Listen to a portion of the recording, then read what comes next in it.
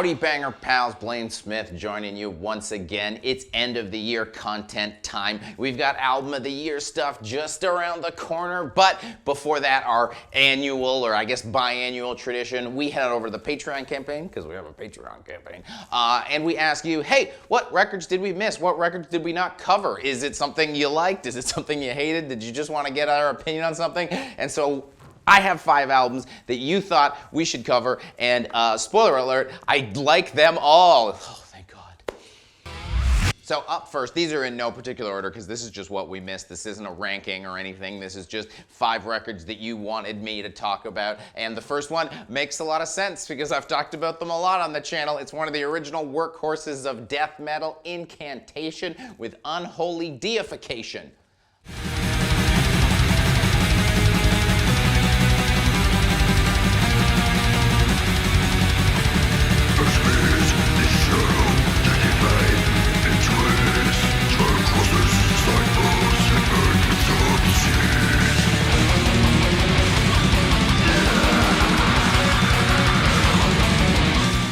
So hey, I've actually been covering Incantation since I started on the channel. The first time, slightly uncomfortable because it was Profane Nexus and I didn't exactly love that album.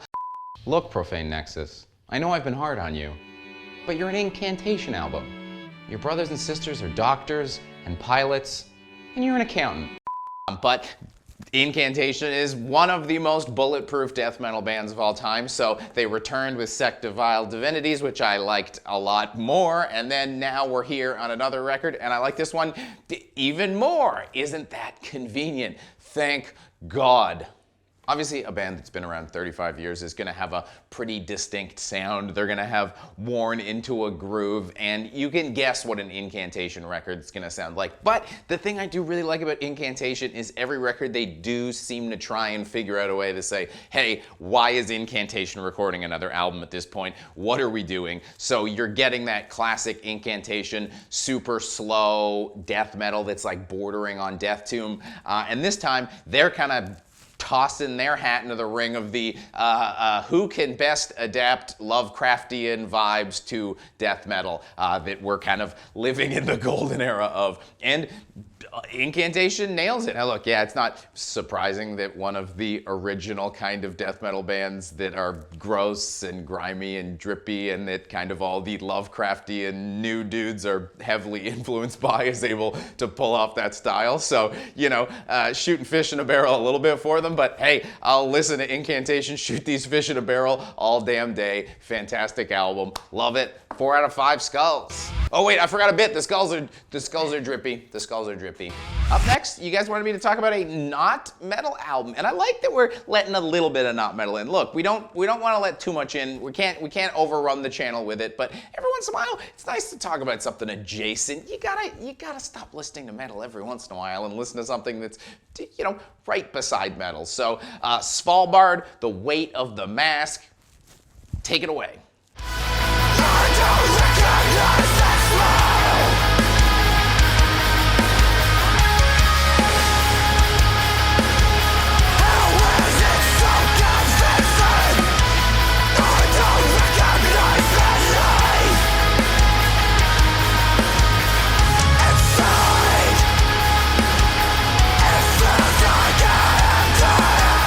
So, Svalbard are a post-hardcore band that I actually haven't heard of because I haven't been paying super attention to the post-hardcore scene for 10 years, and that's about the amount of time that the band has been around for, so makes sense. But I'm really happy you suggested this because I just found a really cool new band that I like. Wow. It has some cleans on it, and I'm not in love with those, but most of the time the record is kind of post-hardcore-y, DBD, crusty. It's really kind of like a nice like overview of the various different punk subgenres with a post filter over it. And I love a post filter as long as it's not put on my black metal because I find it ruins black metal because it gives you the same vibe as black metal, but then the vibes are too... Anyways, doesn't matter. It has that great kind of wash over you meditative vibe to it where you can kind of just blank out and accidentally lose 40 minutes to a really great record. So, hey, this is one that I get to say thank you for because you gave me a new band to enjoy and you gave me a new 4 out of 5 skulls with like let's give them like a emo haircut because I'm thinking about post-hardcore. Look at those silly stuff. Up next, we've got a band that I literally just double-checked on my phone. I was like, wait, we didn't review that? That's pretty crazy. But, you know, it's just so many albums every year. So let's talk about Frozen Soul, Glacial Domination. Glacial domination, bear witness to your demise. Annihilation, nowhere to run, laid to waste. There is no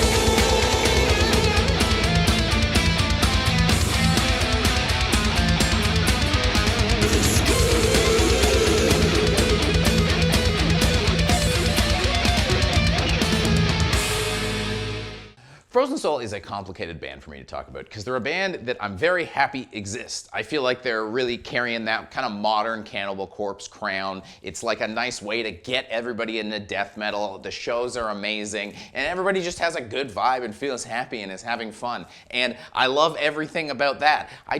It's not really a record for me in the same way that I don't really listen to Cannibal Corpse. I fully respect what they're doing and what it is, but yeah, it's just a record that's great for the scene, just not for me. What I will say is, over the last record, I think they've really busted their ass to try and level up their game. You know, this is kind of one of those bands that got thrust to the forefront very quickly, and I have to give them all the credit in the world for really trying to kind of live up to that reputation. So massive level up from the last record, and the thing that holds it back for me is, why is there so many guests on this record? I mean, there's 5 of 11 songs are featuring somebody. So it puts me in this weird headspace where I'm like, what am I listening to? Am I listening to Frozen Soul right now, or am I listening to Matt Heafy? How do I evaluate a song with there's just all these other people in here. They're having a party. It makes sense because that's what a Frozen Soul live show is, but a little weird on a record. So I like what they're doing. I like the effort. I respect the effort. Not quite for me, so a nice happy, a nice bunch of happy, frozen 3.5 out of 5 skulls. This next record, it feels like a technicality. I don't know if it should be eligible for this, but I'm gonna let it slide because I'm gonna take any opportunity I can to talk about this record. It's Spirit Possessions of the Sign. Have a listen.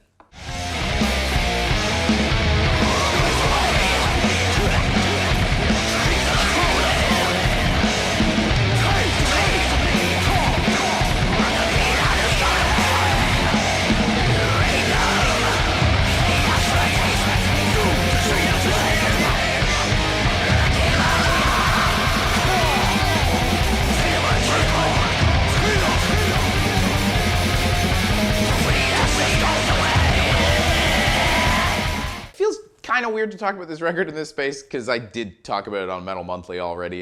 This band, you might remember, I talked about here before. Comes out July 24th. Have a listen now because you're going to need to pre-order this. That's basically just a minimum 4 out of 5 review for any record that comes out. But like I said, I love this record, so I'm gonna talk about it again. Loved the last record, was like, man, how are they gonna top that?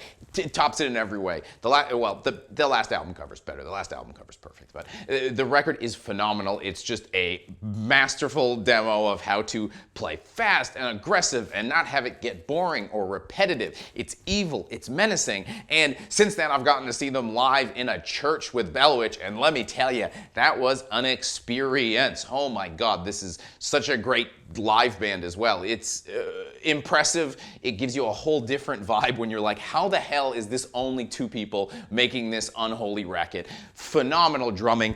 He finger picks everything, just with his fingers. Just what? Why? How? Why would you do that to yourself? That just seems like unnecessary torture. But regardless, I can't gush about this record enough. If you didn't get it, get it. You thought we missed it, so you're clearly into it as much as I am. Love to see it. Spirit Possession, easy 5 out of 5. And let's use the skull from the last album cover, because that would be the only way this album could be better, is if it had the last album cover, because I love that cover.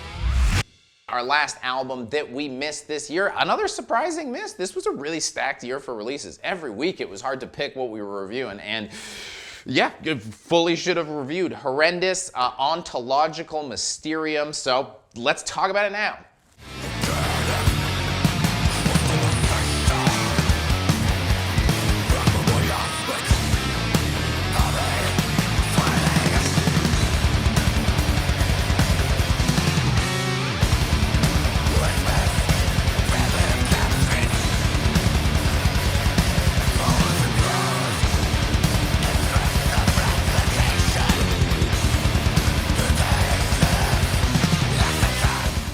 So this is sort of Horrendous making like a Melodeath record. There's also some folk in there, and this is on top of the normal like tech and progressive and everything that they do. So I was really surprised, because I always like to admit my biases in reviews, because despite what anyone in the comments might say, every reviewer is biased in some way, and they go into a review with bias, and I like to admit mine when they were proven wrong. And I don't think anything negative about Horrendous, but I was just like, oh, a Horrendous record came out. I assume I know what this Horrendous record sounds like, and I assume I know what I'm going to give it in this review. I was wrong. This is way better than I thought it was. Like I said, no disrespect to Horrendous, but this was really out of left field, I thought, for them. They really tried to do a bunch of different stuff, and overall, they nail all the other different things they try and do.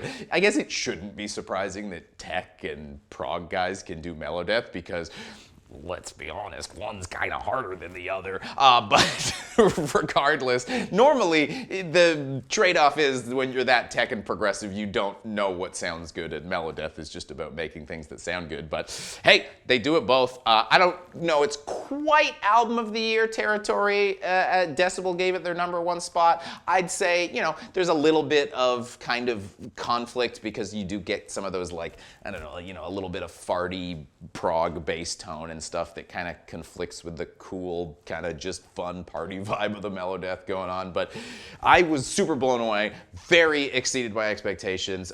Think this record's amazing, and I issue a formal apology in the form of a 4.5 out of 5 skulls that are all saying I was wrong. And that's it. That's the 5 records you thought we missed. As a reminder, if you want to get in on choosing these, as well as other stuff, and a whole picking the videos that come up and all getting tip sheets and all that, we do have a Patreon campaign. And moving forward, it's just end of the year content. We're wrapping everything up. So, you know, you got our albums of the years, you got your albums of the years coming, so keep an eye out for that. And just in the comments, let me know, did we miss anything else? What else should we have talked about? And, you know, come see me on Twitch, and you can get my opinion on whatever the hell record you want.